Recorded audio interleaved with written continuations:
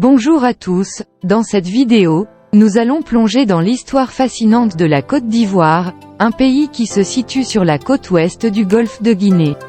La Côte d'Ivoire est entourée par 5 pays, le Libéria, la Guinée, le Mali, le Burkina Faso et le Ghana. Le pays a une superficie d'environ 322 000 km² et compte une population d'environ 26 millions d'habitants.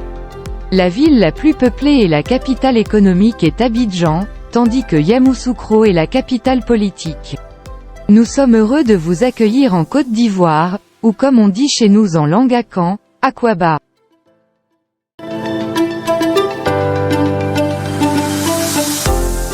Il y a des milliers d'années, des groupes de chasseurs-cueilleurs et de pêcheurs ont migré dans la région qui allait devenir la Côte d'Ivoire.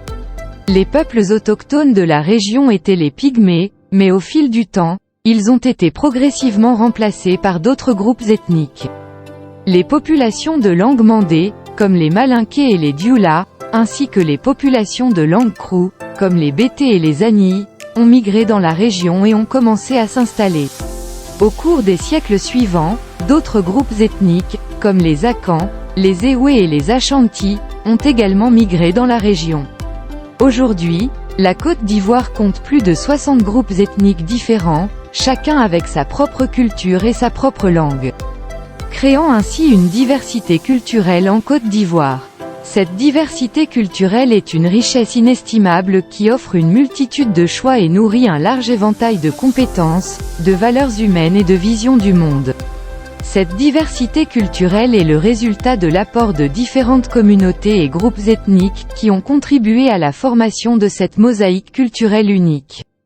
Cette diversité nous permet également de tirer des enseignements du passé, en puisant dans la sagesse et l'expérience des cultures qui ont façonné notre monde, afin de mieux comprendre les enjeux du présent et éclairer l'avenir.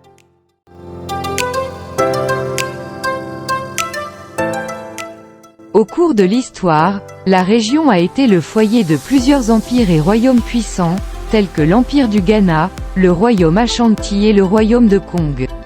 Ces empires et royaumes ont construit des routes commerciales florissantes, qui ont permis de développer des échanges avec d'autres régions de l'Afrique et du monde. Au-delà de ces empires et royaumes, d'autres centres de commerce importants ont émergé dans la région au fil des siècles, notamment les villes marchandes de Tombouctou et de Djenné, qui ont joué un rôle clé dans le commerce transsaharien.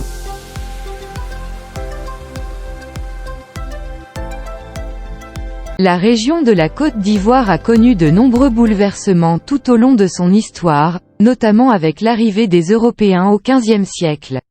Ces derniers ont eu une influence considérable sur l'évolution de la culture et de l'histoire du pays. En 1482, les navigateurs portugais arrivent sur les côtes ivoiriennes, en quête d'une route vers les Indes. Ils baptisent le pays « Costa do Marfim », Côte d'Ivoire en français, pour l'accueil chaleureux des populations locales. Les Portugais établissent rapidement des relations commerciales avec les habitants et commencent à exploiter les richesses naturelles de la région, comme l'or et l'ivoire. Les Européens ont été frappés par la densité démographique des populations noires de la région. Le commerce des esclaves commence rapidement. Les Européens échangent des fusils, des outils et des textiles contre des esclaves africains.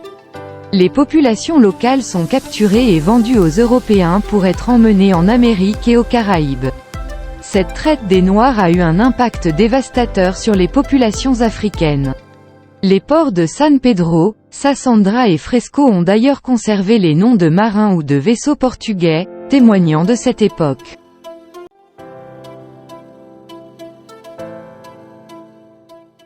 C'est au XIXe siècle, les Français ont commencé à coloniser la région de la Côte d'Ivoire, signant un traité de protectorat avec Grand-Bassam en 1842, suivi d'une expédition navale américaine contre le peuple Bérébi en 1843. La Côte d'Ivoire est devenue officiellement une colonie française le 10 mars 1893. Sous le régime colonial français, la Côte d'Ivoire est devenue une colonie importante pour la production de produits tels que le café, le cacao et l'EVA. Les Français ont commencé à exploiter les terres ivoiriennes pour cultiver ces produits et à les exporter vers l'Europe. La Côte d'Ivoire est devenue l'un des principaux fournisseurs de ces produits à l'échelle mondiale.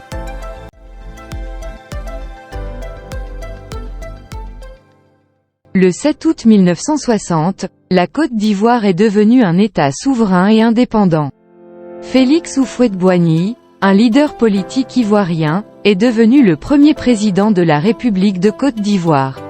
Le pays a ensuite connu une période de stabilité politique et économique. Depuis lors, le pays a connu des périodes de croissance économique, mais aussi des conflits politiques et ethniques. Aujourd'hui, la Côte d'Ivoire est un pays en développement avec une économie diversifiée et une culture riche et variée.